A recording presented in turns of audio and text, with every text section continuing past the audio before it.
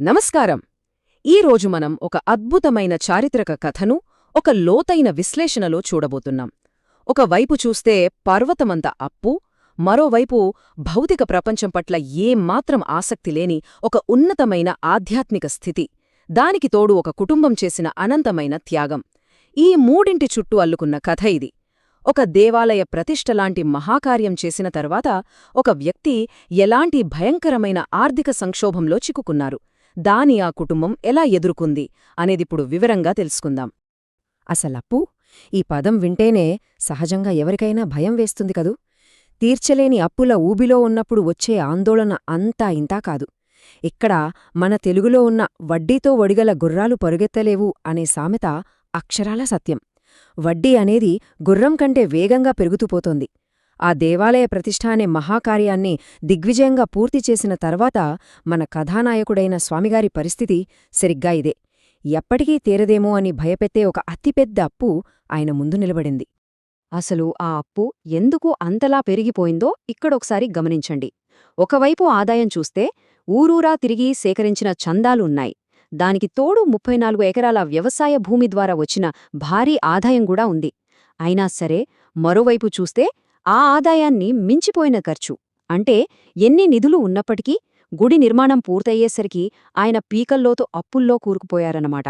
ఆ అప్పును అలా వదిలేస్తే ప్రమాదమని వారికి తెలుసు. కాని ఏం చెయ్యాలో పాలుపోని పరిస్థితి. మామూలు మనుషులైతే ఇలాంటి పరిస్థితిలో ఏమవుతారు? టెన్షన్తో, ఆందోళనతో కుంగిపోతారు. కాని ఇక్కడే ఒక ఆసక్తికరమైన విషయం ఉంది. స్వామిగారు ఏమాత్రం భయపడలేదు. ఆయన తనలోని ఆ అంతర్గత శాంతిని కోల్పోకుండా చాలా ప్రశాంతంగా ఉండిపోయారు. అచ్చం మన పురాణాల్లోని భద్రాచల రామదాసుగారులాగా అన్నమాట. తన బాధ్యత దేవుడిదేనని, ఈ అప్పుల నుండి ఆ పైవాడి తనను బయటపడేస్తాడని ఆయన పూర్తిగా నమ్మారు. ఇది కేవలం నమ్మకం మాత్రమే కాదు, ఒక ఉన్నతమైన ఆధ్యాత్మిక స్థితికి నిదర్శనం. సరిగ్గా ఇలాంటి ఉత్కంఠభరితమైన సమయంలోనే ఈ కథలో ఒక అనూహ్యమైన సంఘటన జరుగుతుంది. స్వామిగారి గురువైన సీతారామాచార్యులవారు ఆయనను వెతుక్కుంటూ వస్తారు. ఆయన పూడివాడ గ్రామానికి రావడం, ఇంట్లో స్వామి లేకపోవడంతో ఆ పొలంలో ఉన్న ఒక చిన్న గుడిసె దగ్గరకు వెళ్లడం జరుగుతుంది. ఆ గుడిసెకున్న ఒక చిన్న రంధ్రం, అదేనండి క్రంథ అంటాం గదా, ఆ క్రంథ గుండా ఆయన లోపలికి చూశారు. అక్కడ ఆయనకు కనిపించిన దృశ్యం చూసి అక్షరాలా ఆశ్చర్యపోయారు. అక్కడ లోపల ఏం జరుగుతోందో తెలుసా? లక్షల అప్పుల్లో కూరుకుపోయిన ఒక మనిషి ప్రపంచంతో ఏమాత్రం సంబంధం లేనట్లు కేవలం ఒక కౌపీనం అంటే గోచి మాత్రమే ధరించున్నారు. కళ్ళు మూసుకుని భౌతిక ప్రపంచాన్ని పూర్తిగా వదిలేసి పరబ్రహ్మ ధ్యానంలో గాఢమైన సమాధి స్థితిలో ఉన్నారు. అసలు ఊహించగలమా? ఒకవైపు ప్రపంచపరమైన అప్పుల భారం, మరోవైపు ప్రాపంచిక వస్తువులేవీ లేకుండా పూర్తి ఆధ్యాత్మిక పారవశ్యం. ఇది నిజంగా ఒక అద్భుతమైన వైరుధ్యం కదూ.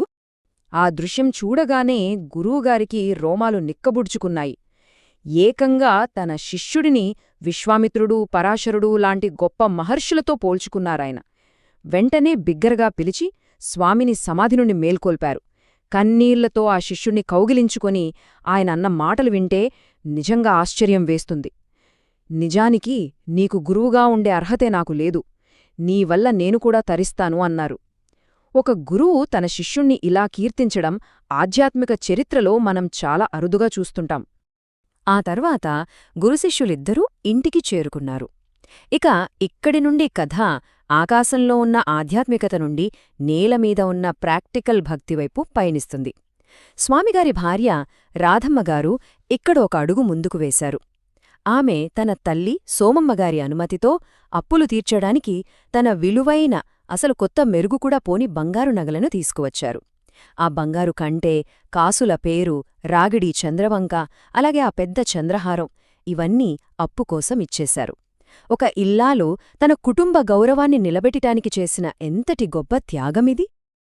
కాని ఇక్కడే భార్యాభర్తల మధ్య ఒక తీవ్రమైన మానసిక సంఘర్షణ మొదలైంది.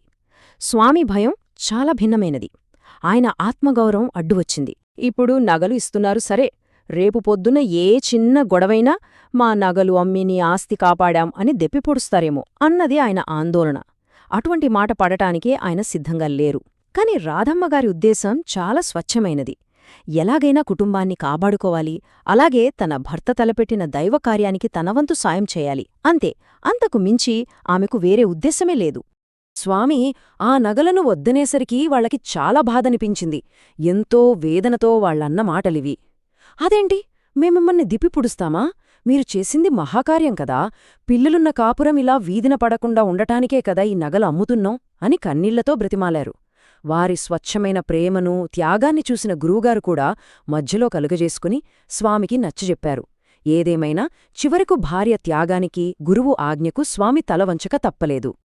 ఒకసారి స్వామి అంగీకరించిన తర్వాత ఆ భారీ అప్పును తీర్చటానికి అత్యంత కఠినమైన ప్రక్రియ మొదలైంది. ఒకదాని తర్వాత ఒకటి విక్రయించడం గమనిస్తే మొదట రాధమ్మగారి విలువైన బంగారు నగరం నమ్మేశారు. తర్వాత స్వామి ఏకంగా తన చేతులకున్న ఆ బంగారు కంకణాలను కూడా వదులుకున్నారు. అయినా కూడా ఆ అప్పు పూర్తిగా తీరలేదు తెలుసా. చివరకు తప్పనిసరి పరిస్థితుల్లో మిగిలిన బకాయిల కోసం వాళ్లకున్న వ్యవసాయ భూమిలో కొంత భాగాన్ని కూడా అమ్మేయాల్సొచ్చింది. మరి చివరికి ఎంత భూమిని కోల్పోవాల్సి వచ్చింది? 7 ఎకరాలు. అవును, ఆ గుడి శాశ్వత నిధి కోసమిచ్చినది మరియు అప్పుల కోసం అమ్మినది.